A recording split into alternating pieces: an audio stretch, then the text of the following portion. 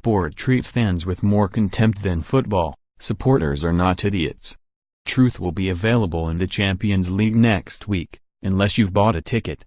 Although VAR will be in operation, replays will not be seen.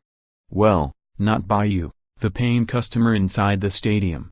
At home, they will know exactly what is going on. It's just you, the ones who have paid money for tickets, and maybe flights and hotels, too, who will be in the dark.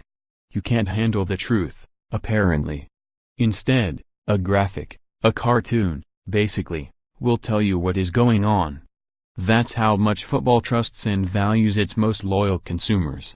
Lucky it's not glove puppets, really. Security implications are behind UEFA's decision. They do not believe supporters can see a replay of a controversial incident without rioting. What year do they think this is? We have moved on from the days when fans had to wait for a Path newsreel or late-night highlights to find out what happened in the match. The invention of mobile phones gave fans in the ground a direct line to a friend in front of the television. Social media has cut out even that middleman. Now, the verdict is instantaneous. Fans go on Twitter and see a clip, or update a live feed, or they're streaming the match as well as watching it. What secrets do UEFA think they are protecting? Everyone now knows when the referee is stuffed up. In many ways that's the saving grace. Try as they might, the authorities cannot keep you uninformed for long. It's the principle that is at stake here, more than the reality. At West Ham on Monday night, linesman Simon Beck missed an offside against James Milner that led to Liverpool's first goal. Replays made that obvious immediately, and when, 10 minutes later, Beck flagged against Liverpool, huge ironic cheers went around the arena. They knew. They all knew.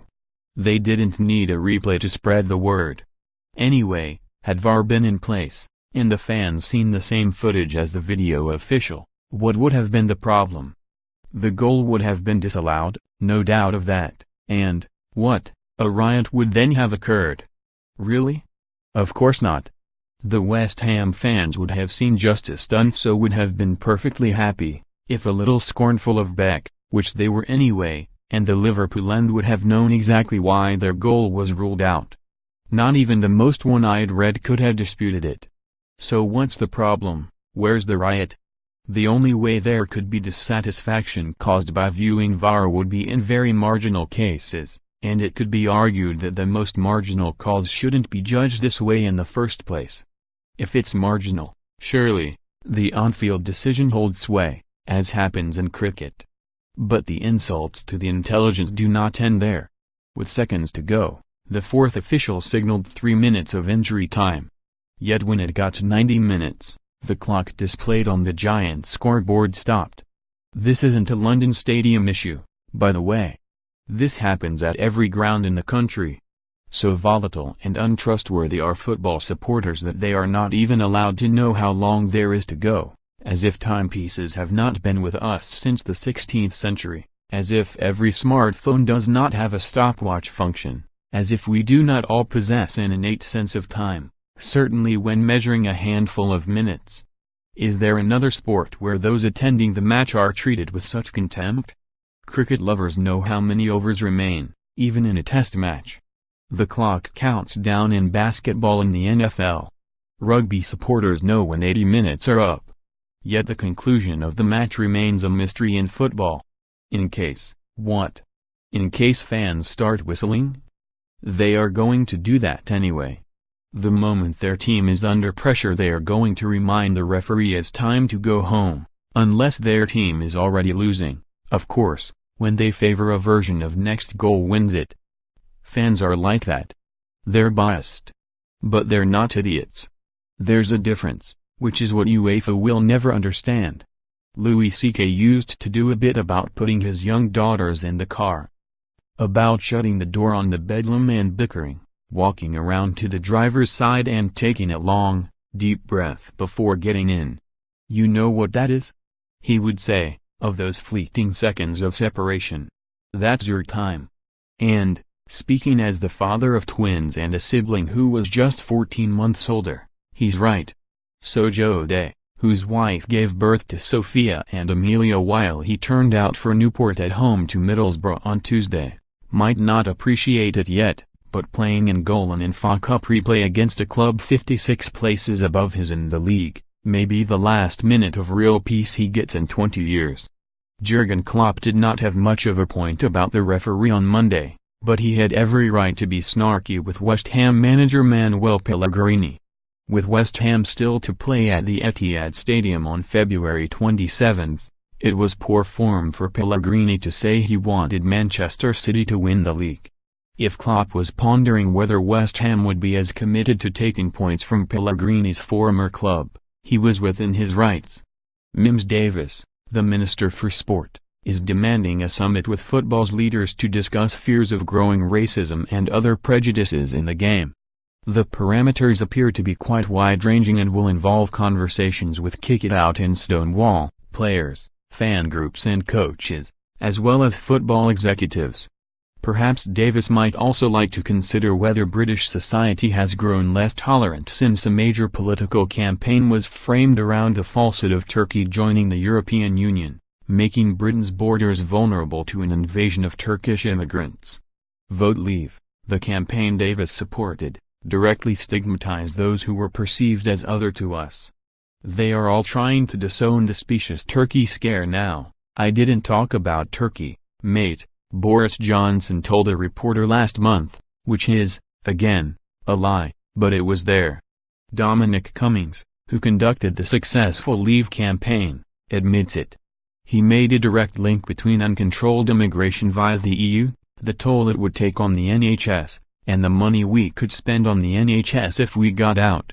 If Boris, Michael, Gove and Gisela, Stewart, had not supported us and picked up the baseball bat marked Turkey/NHS/£350 million with 5 weeks to go, then 650,000 votes might have been lost, Cummings explained in The Spectator.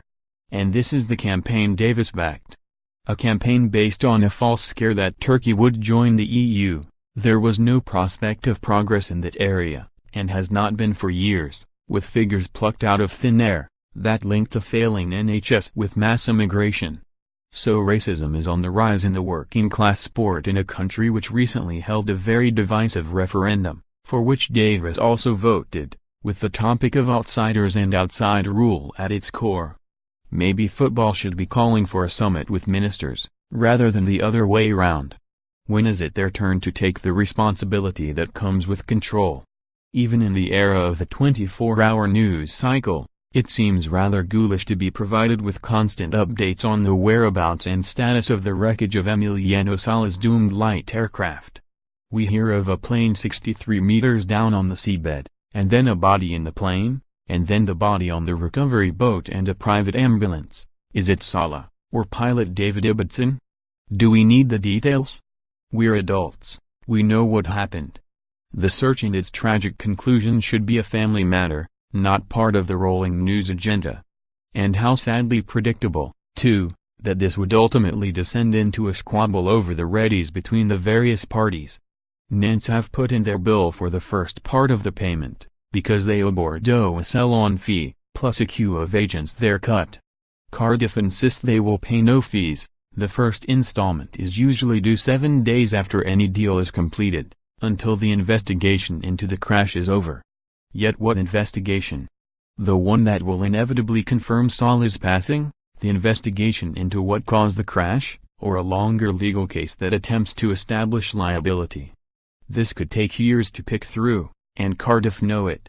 The reaction of club officials such as Neil Warnock has been moving and sincere. But it would be appalling if those above him used the process as a way of delaying financial liabilities. As crass as Nantes' demands may appear, there was a transfer and it had taken place when Salah went missing. He may never have played for Cardiff, but he was undoubtedly their player at that point, meaning there are obligations. It may not be the right time to discuss them, with the search ongoing, but they exist, and if Cardiff let this descend into a hardball negotiation over his £15 million fee, neither side will emerge well. The chants aimed at Brighton defender Geet Mbong by West Brom fans on Wednesday night were highly distasteful. Not overtly racist, but as they came in the context of an accusation of racism Bong made against West Brom player J. Rodriguez, which could not be substantiated, they contained a nasty undertone. Then again, so did the chants of racist the Brighton fans aimed at Rodriguez. Chris Hughton, Brighton's manager, suggested the treatment of Bong might merit further investigation by the Football Association. If so, what of Rodriguez? He has always protested his innocence, and no conclusive proof was found to substantiate Bong's accusations. Are we going to suggest that being publicly branded a racist without substantiation is painless? If the FA investigates Bong's tormentors without conceding Rodriguez was wronged, too, that would certainly be the implication. The accusation was investigated at the time, and a conclusion made. As unsatisfactory as that may have been, both players should be allowed to get on with their careers without being constantly dragged back to the same place. Despite frightening the horses with talk of playing Jack Nowell at flanker, England coach Eddie Jones is not backing down. "I'd love to get Billy Vunipola fit enough to play 12, he told a small gathering of, frankly, appalled, rugby writers last weekend. Looking at the bemused faces, Jones plowed on. "The game's changing, guys," he insisted. Maybe it's not changing as quickly as Jones would like, but he's not wrong. As athletic levels in rugby continue to improve, variation of roles is the future. When Sergio Garcia's Masters victory in 2017 was hailed as a populist triumph, there were those who begged to differ. They cited the many times Garcia behaved like a brat and refuted claims he was a people's champion. Rose with rules officials, spitting in the cup, the fried chicken crack about Tiger Woods, it was quite a case for the prosecution. Ultimately, however, nothing could trump Garcia's joy on at last winning a major, or the sheer pleasure of seeing a great player fulfill his dream and destiny. This was before Garcia showed such dismal contempt for the game, and his fellow professionals, by damaging several greens during the Saudi International Tournament. It will be harder to indulge him now, and the European Tour should be ashamed that their punishment did not extend beyond simple disqualification. Garcia should have surrendered his tour card for a month, at least. There is a suggestion Anthony Joshua could be frozen out of the action, if Tyson Fury and Deontay Wilder agree a rematch package of up to 3 fights. Yet who wants to see that? Fury vs. Wilder was good, but it was hardly Ali Frazier. The final round resurrection was a showstopper, but we've seen that now. What remains is a fight between a big puncher and a great technician, a decent match, but not one that demands endless repetition, particularly if it becomes a ploy to avoid the man with the belts. That is the fight the public really wants to see, the winner versus Joshua.